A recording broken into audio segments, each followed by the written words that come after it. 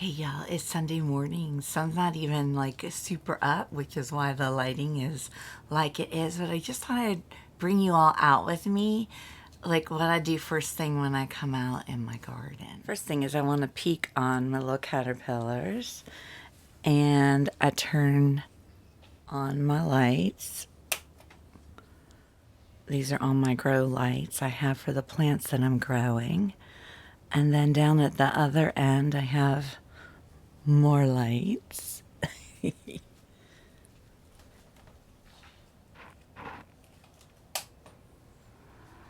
And my fans. I have this fan constantly blowing on my seedlings for my business because it makes them grow stronger. And then I'll just peek and make sure nobody needs like food desperately. And we're all looking good. Oh my gosh, y'all, funny story. After my last video, I had all these guys. I went out in the butterfly haven and there was a pot of parsley. Now, usually I don't find them on the parsley because it seems that the eastern black swallowtails prefer the fennel. But I found 4 more on the parsley. So, of course, I brought the cuttings in, and there they all are. And you can see, look, there's like, do you see the guy right there? And then there's one down there. So finally going off to pupate, yay. So it looks like we're all good for the moment. Then I love to just come out and walk through my garden. It's quiet. People usually aren't up with their power tools yet. It's probably right before 7 o'clock right now. It's calm and quiet, and it's Sunday today, but normally I walk through just to get centered before I have to go to work. But today I get to walk through and just enjoy it. So let's go walk.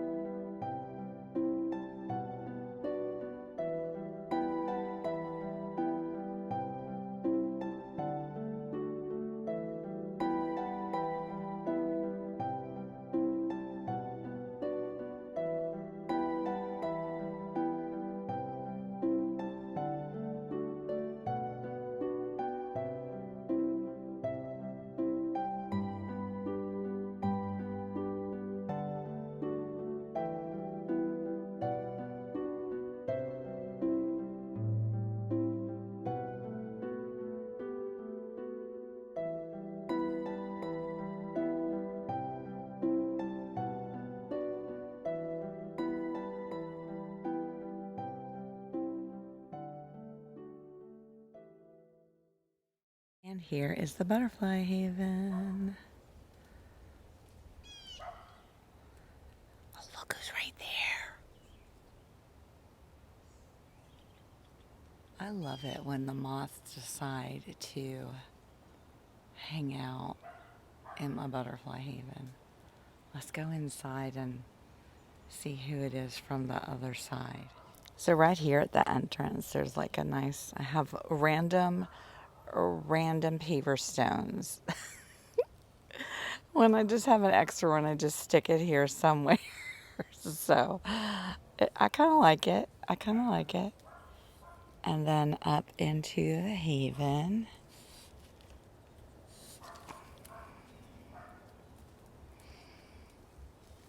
This one's currently empty.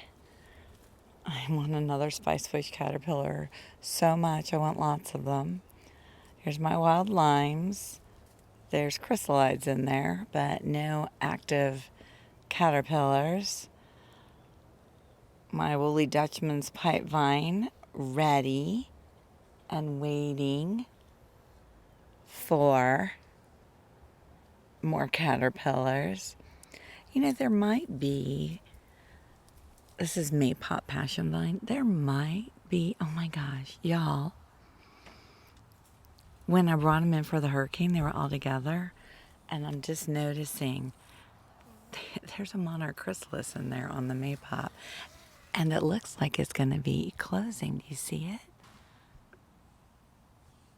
How cool is that?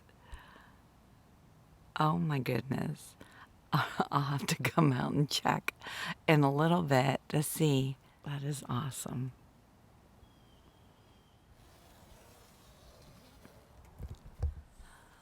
Okay, this moth is green and oh my gosh, I can't think of the name of it, but I'm going to take pictures of it and put it on my iNaturalist, and I'll let you know what it comes up with. Okay, y'all, I just looked it up. This is the gaudy sphinx moth. Wonder why he's gaudy. Gaudy. Doesn't that mean, isn't that something about fashion? Meaning like it's like too much, or I don't know. I think he's beautiful.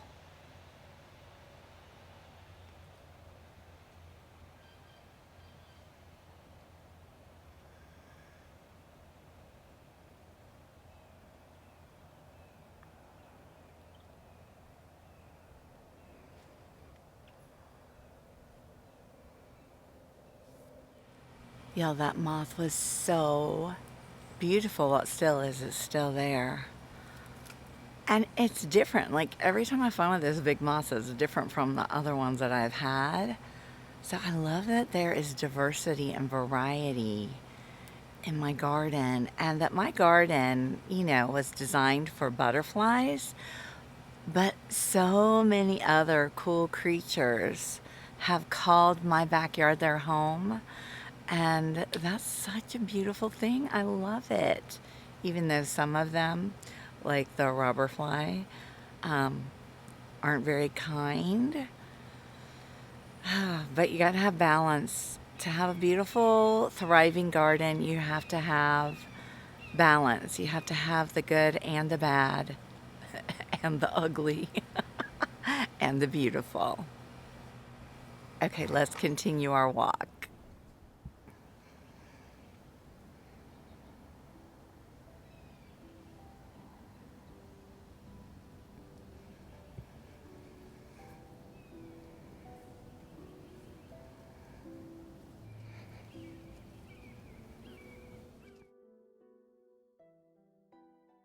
Look at that little butterfly.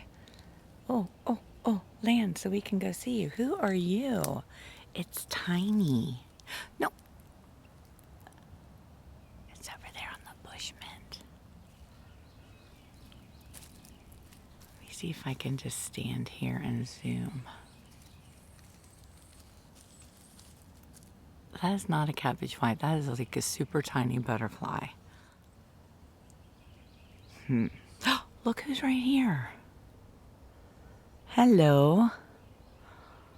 This is one of the ones I brought home on the milkweed.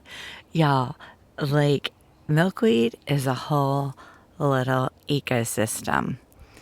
And you got to let its ecosystem be. I mean, look at all these different things that are on it.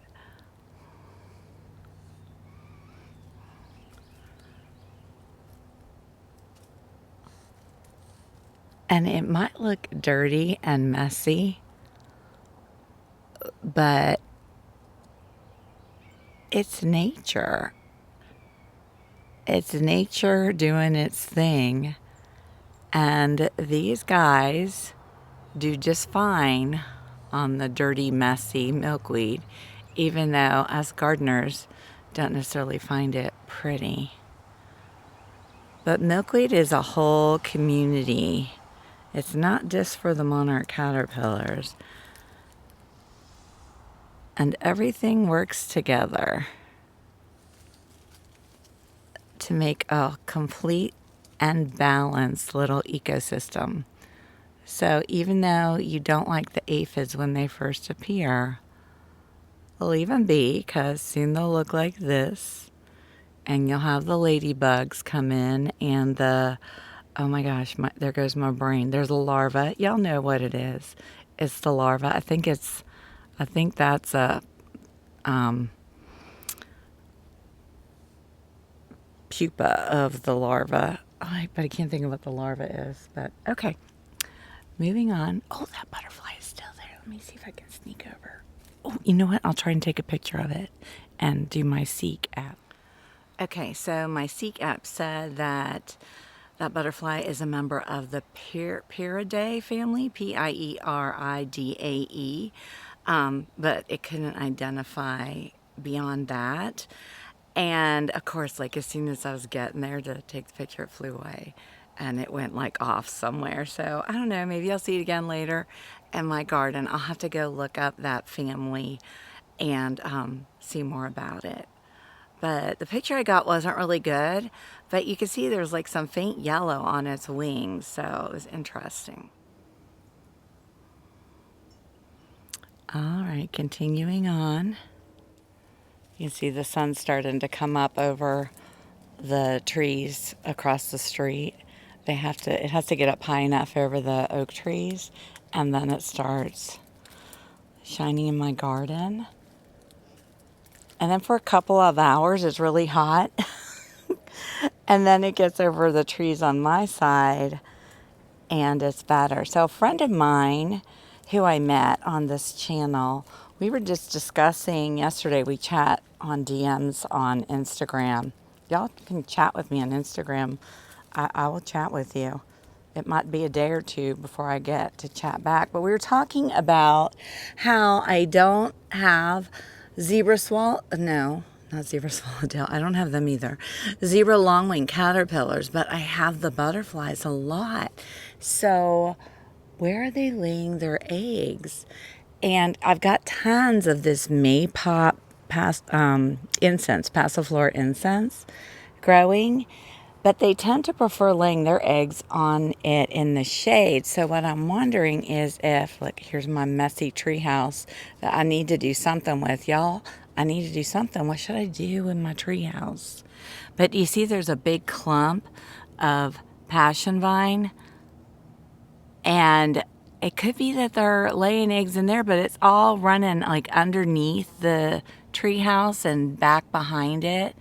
And since they like laying their eggs, I need to get this off of this tree. This is a houseplant gone wild. They like laying their eggs in the shade. It could be like they're all back in there. And, you know, I just don't see them.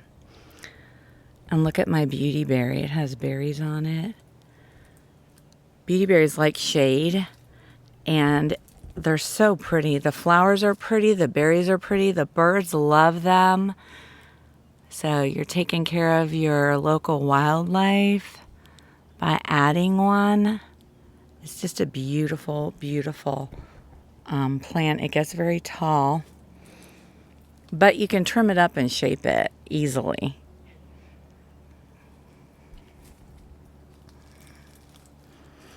And there's my pawpaw that doesn't have any zebra swallowtail eggs on it. But you can see that the leaf cutters have been enjoying the leaves, the leaf cutter bees. I have to push my frost sweet out of the way because it likes to grow into my little pathway.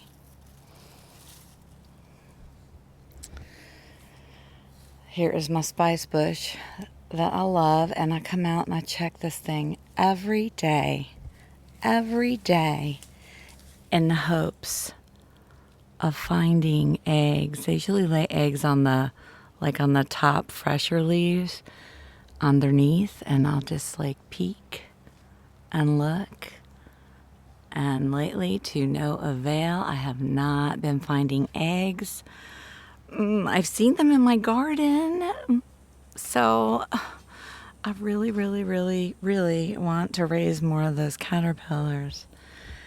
And then here's my rouge plant, and it's so pretty when it has the flowers and the berries on it. It gets these little red berries. Oh, here's some over here. Let me show you.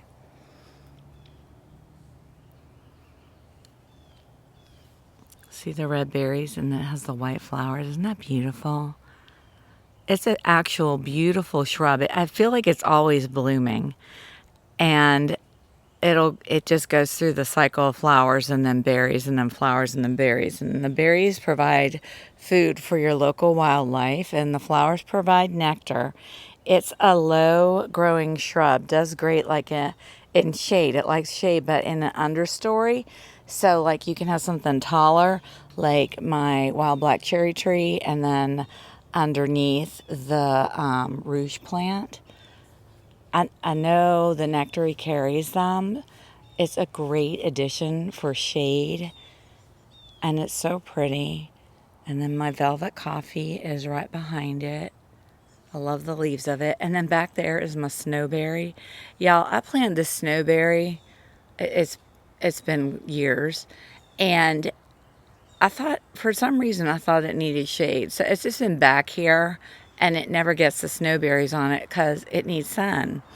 So I'm going to figure out how to propagate it and get one going in the sun so we can actually see the berries. I mean, you can see it grows fine in the shade. It just doesn't get the snowberries on it. It just is green. So I'm going to leave that one there, but I'm going to try and get another one out in the sun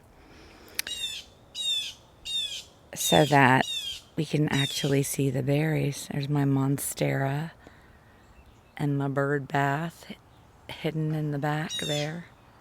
And more of that plant growing up on that tree.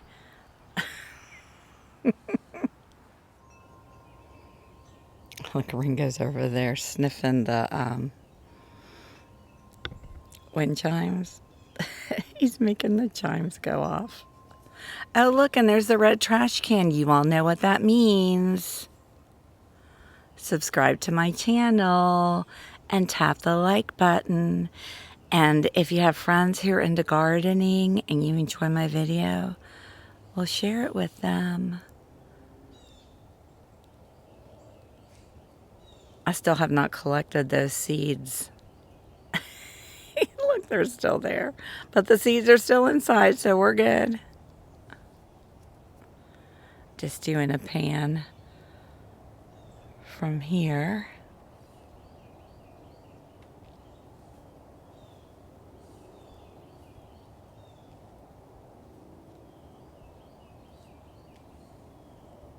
And then I saved the best for last. The garden designed to look like an old ruin, like a hidden garden found at an ancient mansion that somebody discovered. And you know what's so funny is, like, over here, there's none of the weeds. But over here, there are all the weeds. Like, what is that? Why? I don't know. But you know what I thought? Like, for fall, like, this could be the haunted garden. I could turn this into the haunted garden. And then back here, this has kind of turned into like a native plant tour, hasn't it? That is my wild indigo tree. And it's not blooming right now, but it gets these really fantastic blooms on it. Unlike anything. They're like fuzzy purple with little golden yellow teeny tiny flowers on the end. And my orange torch ginger that needs some attention. And oh look, a salvia that just came up on its own. Imagine that. And then the other tree I check daily, my sassafras tree, always looking for spice bush caterpillars, and I don't find any. This tree goes dormant, and it actually goes through a fall color change, which is kind of nice in Florida. I think everybody should have one. I don't know why they're not super popular, but you can see right over here, there's a red leaf. See, look, fall. Except I'm not quite ready for the whole tree to turn, but yeah, fall. But no spice bush caterpillars. Okay, y'all, I hope you enjoyed that little walk. Morning walk through my garden. So the sun is like at the tippy top of that tree is going to be up, and this is going to be blazing hot. And when the sun comes over, like all the dew evaporates, so it gets super humid. So I usually like do stuff in the house, like, you know, clean, laundry, all that stuff, or I'll work in the garden room. And then when the sun gets over further, I'll come out. So I'll be back later. In the next video, you'll get to see what projects I'm working on today. There's a lot of fun little projects I'm going to be doing. So I'll see you on the next video. Bye-bye.